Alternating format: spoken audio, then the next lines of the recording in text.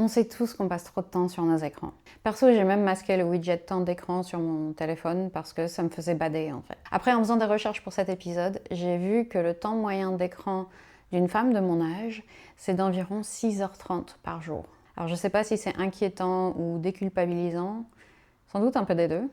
En tout cas, aujourd'hui, j'ai pas envie de te faire culpabiliser, mais plutôt de te donner des idées pour réduire ton temps d'écran et des antidotes concrets pour limiter l'impact physique et mental d'un scroll un petit peu trop intensif. C'est parti. Alors avant de voir les antidotes, je vais faire un petit tour d'horizon de l'impact physique et mental d'un temps d'écran un peu élevé. Je ne vais pas m'attarder là-dessus parce qu'on en a déjà beaucoup entendu parler. Et c'est quand même important d'en être conscient, d'être conscient de tous les impacts pour ensuite comprendre l'intérêt des antidotes. Donc du côté physique, on a bien sûr les tensions dans le cou. On va avoir ce qu'on appelle le text neck, où la tête en fait a trop tendance à tomber vers l'avant parce qu'on est un peu trop penché sur notre téléphone ou sur notre laptop. J'ai vu d'ailleurs que une tête normale en position neutre, ça fait à peu près 5 kg, mais quand elle est penchée à 60 degrés vers l'avant, donc quand on est vraiment dans cette position de texto, elle a un poids de 27 kg en fait, relatif à... C'est de la physique, donc j'y comprends pas grand-chose. Mais en tout cas, ça met une pression de 27 kg sur les cervicales, ce qui est évidemment pas ce qu'on est fait pour supporter. Donc ça peut créer des maux de tête, des tensions dans le cou. Et toujours dans cette même zone, on a les yeux, bien sûr, une fatigue visuelle intense, une sécheresse, une tension dans les yeux qui peut également se traduire par des maux de tête.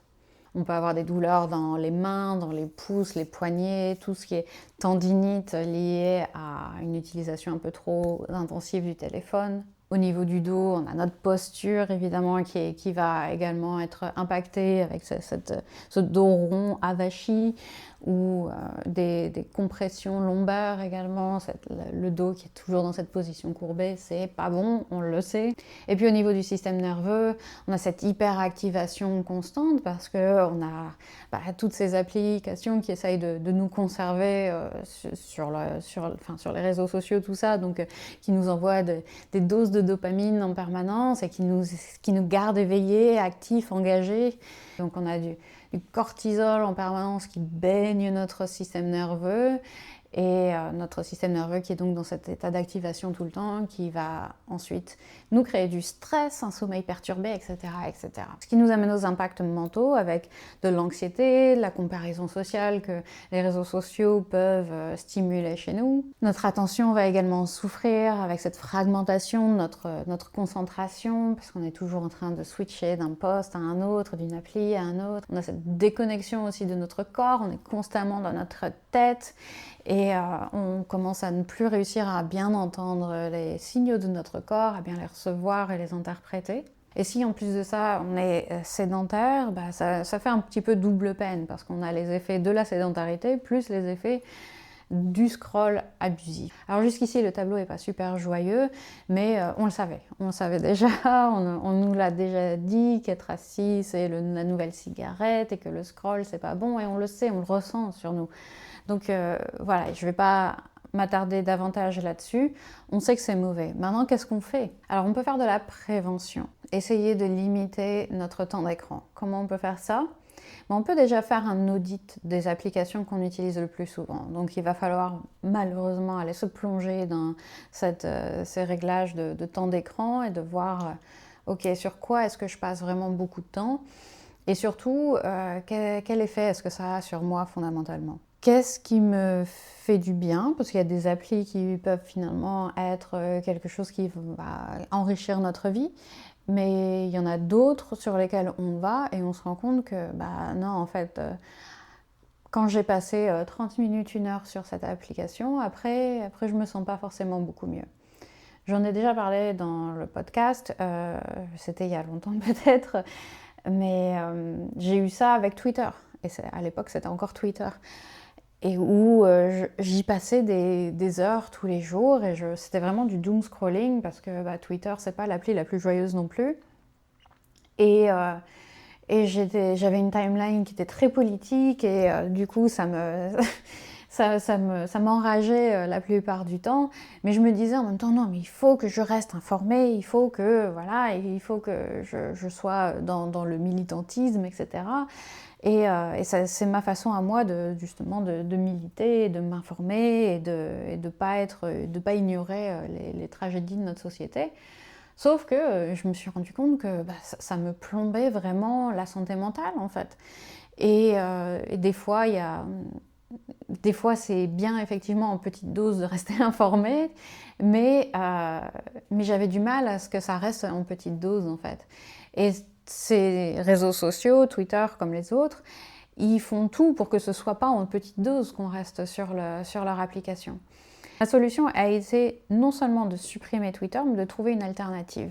Et c'est le conseil principal que j'ai envie de vous transmettre aujourd'hui, c'est que on a tendance, quand on essaye de se débarrasser d'une habitude qui est mauvaise, à juste la supprimer. À se dire, j'arrête de fumer, j'arrête de grignoter le soir devant la télé, je supprime Twitter de mon téléphone, j'arrête. Voilà. Mais le problème, c'est que ça crée un vide, ça crée un manque. Et la nature déteste le vide, et nous aussi, on fait partie de la nature.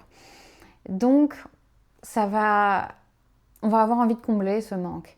Et si on n'a pas prévu une alternative, on va retomber dans notre travers en fait. Le soir, si on se dit j'arrête de grignoter le soir devant la télé, on va être devant la télé et on va se dire oh, qu'est-ce que j'ai envie d'un snack là, qu'est-ce que j'ai envie de ça, et on va se dire oh, tant pis, j'en ai trop envie, allez j'y retourne. En plus si c'est le soir, on est d'autant moins prompt à résister aux tentations.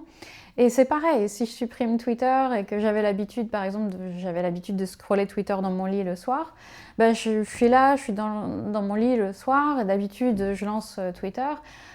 J'ai plus rien, je m'ennuie en fait, il faut que je fasse quelque chose, ou je vais relancer Twitter, ou bien je vais lancer Instagram, mais c'est pas beaucoup mieux. Donc, qu'est-ce qu'on peut faire à la place? Par quoi on peut remplacer cette application sur laquelle on passe trop de temps, ou ce snack devant la télé? En l'occurrence, on parle de scroll, donc on va rester sur l'application. Donc, dans un premier temps, ça peut être une application qui est moins néfaste. On n'est pas obligé, de tout de suite passer à j'arrête de scroller et je fais quelque chose qui est 100% bénéfique pour moi. Non, ça peut être juste une autre application, un jeu. Par exemple, je connais quelqu'un qui adore faire des sudoku le soir dans son lit pour se vider la tête avant de dormir. Pourquoi pas? C'est toujours mieux de faire un sudoku dans son lit sur son téléphone le soir, plutôt que de scroller quelque chose qui essaye de vous garder accroché le plus longtemps possible et qui vous envoie de la dopamine en permanence. Donc ça peut être dans un premier temps quelque chose de moins néfaste. Mais en tout cas, on veut vraiment avoir cette idée d'une alternative qu'on peut... Qui va pouvoir remplacer notre très mauvaise habitude. Et puis à terme, peut-être quelque chose qui n'est pas sur le téléphone. Ça peut être un livre, ça peut être du crochet. Je dis toujours du crochet comme si je faisais... C'est toujours dans mes exemples. C'est parce que j'ai eu une cliente il y a des années qui faisait du crochet et du coup c'est resté. Mais pourquoi pas? C'est bien le crochet. Donc voilà, en prévention, et s'il y a une chose à retenir de cette vidéo, c'est vraiment ça. C'est vraiment cette idée de, ok, on supprime une mauvaise habitude, mais par quoi on la remplace? Et trouver cette alternative, c'est ce qui va changer vraiment la donne et ce qui va permettre de se décrocher d'une habitude. Si on prend l'exemple du snack, ça peut être à la place, on a des bonbons à la menthe, ou un chewing-gum, ou un thé, ou voilà. Ou un carré de chocolat noir au lieu d'un paquet de Prince de Lu. Ça peut être quelque chose de moins néfaste finalement, qui va permettre de combler l'absence. Je poursuis. Ensuite, il va y avoir la réparation physique, donc tous les soucis qui ont été créés au niveau de la tension dans le cou, de la fatigue visuelle, du dos, etc. On peut limiter l'impact, on peut détendre le cou, on peut détendre les yeux, etc.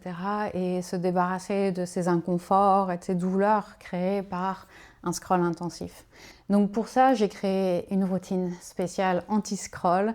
Elle vient de sortir cette semaine, donc n'hésite pas à aller y jeter un œil. Je vais mettre un lien, je ne suis pas encore super forte, mais un lien dans le coin au-dessus de moi.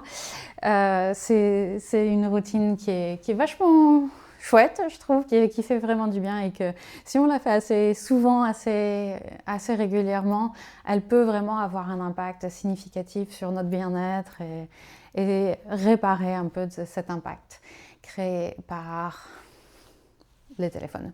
Et puis au niveau de la réparation mentale, on peut faire des petits resets régulièrement. On peut, quand on voit qu'on a passé peut-être un petit peu trop de temps sur le téléphone ou quoi, on sent qu'on est un petit peu en stress après une séance intensive, on peut fermer les yeux, se concentrer sur sa respiration pendant quelques instants.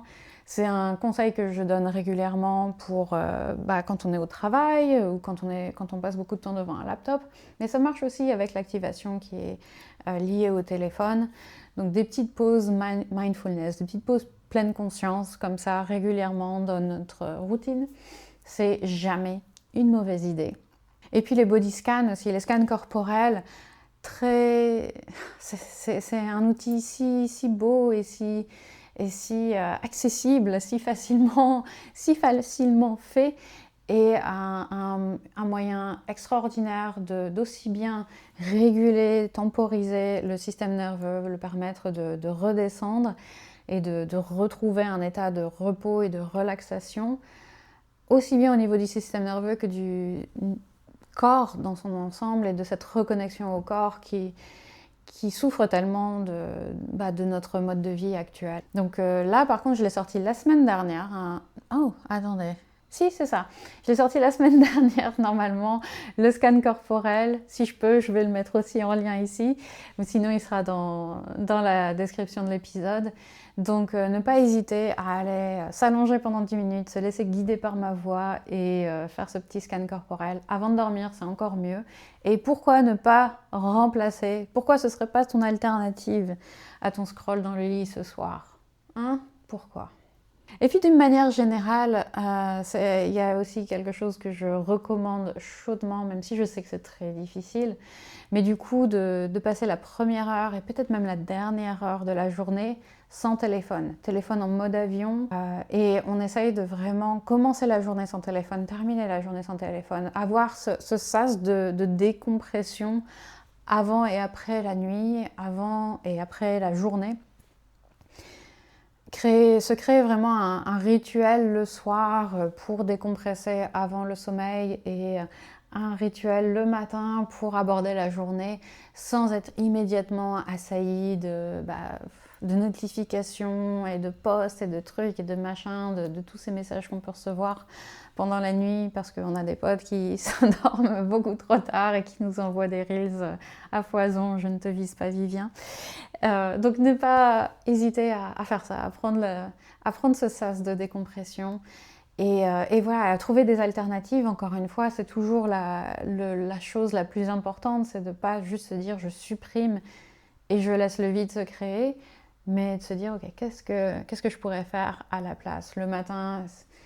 Voilà, j'aime bien le matin, je me réveille, je m'occupe de mes animaux, je fais mon petit yoga et je bois mon café et j'ai vraiment ce moment très, très calme et très paisible le matin qui me fait beaucoup de bien et qui me permet d'être prête pour ma journée ensuite.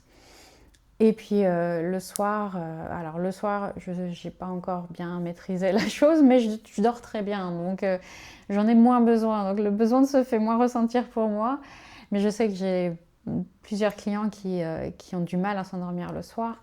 Et le fait de se créer ce petit rituel sans téléphone, c'est difficile à implémenter, c'est difficile de s'y tenir, mais c'est tellement précieux. Donc, quelles alternatives allez-vous trouver à votre dernière heure de scroll de la journée? N'hésitez pas à me le dire dans les commentaires.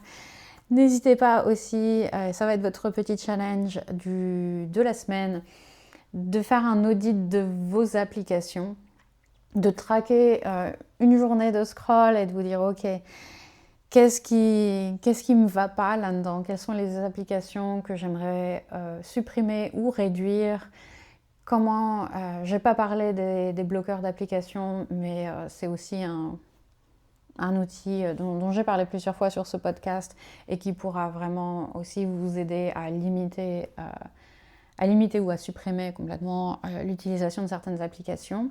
Il y en a plein, j'utilise Opal, j'utilise AppBlock et j'utilise la fonction native de l'iPhone. Et puis on teste les antidotes aussi, on teste les antidotes donc de l'audit en premier lieu et ensuite la routine anti-scroll pour l'impact physique, le scan corporel pour l'impact mental et puis ces petits sas de décompression en début et en fin de journée. L'idée, c'est pas d'être parfait et d'avoir une utilisation idéale de notre téléphone. L'idée, c'est d'améliorer en fait, d'équilibrer, de trouver un rythme qui nous convient mieux, qui nous sert en fait, et de ne pas être complètement victime de notre utilisation du téléphone. À la semaine prochaine, prenez soin de vous et n'hésitez pas à me contacter via les commentaires, via Instagram, via mon site internet. À très bientôt.